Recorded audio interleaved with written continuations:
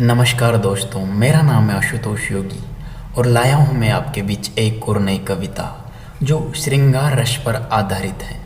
तरह तरह के श्रृंगार देने की कोशिश मैंने इसमें की है। कल्पना के आधार पर तरह तरह की उपमाएं मैंने इस कविता में दी हैं। सुनिएगा बड़े ध्यान से कविता को और आनंद लीजिएगा इसका।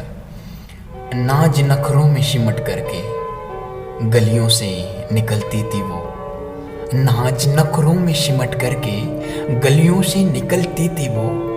उसके निकलने पर जब आसमान बरसता था, नाज नखरों में सिमट करके गलियों से निकलती थी वो। उसके निकलने पर जब आसमान बरसता था तो एक खिलता गुलाब लगती थी वो। कभी गिरती कभी उठती शातिर निगाहों से देखती थी मुझे। कभी गिरती कभी उठती शातिर निगाहों से देखती थी मुझे।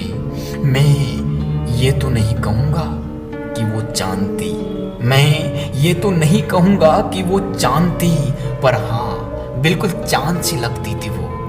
नाज नखरों में सिमट करके गलियों से निकलती थी वो। जिस दिन भी तू निकली जश्न निगाह होता गलियों में, जिस दिन भी तू निकली जश्न निगाह होता गलियों में।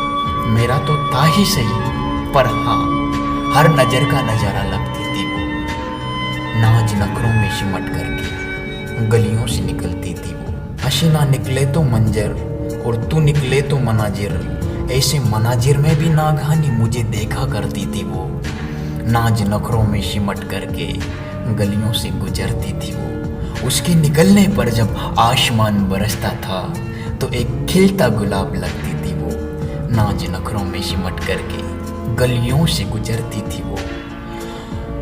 जब भी गुजरी तो तब्दील होता शहरा गुलाबों में, जब भी निकली तू तब्दील होता शहरा गुलाबों में।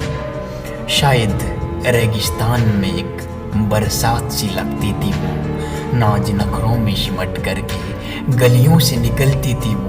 उसके निकलने पर जब आसमान बरसता था तो एक खिलता गुलाब लगती थी वो।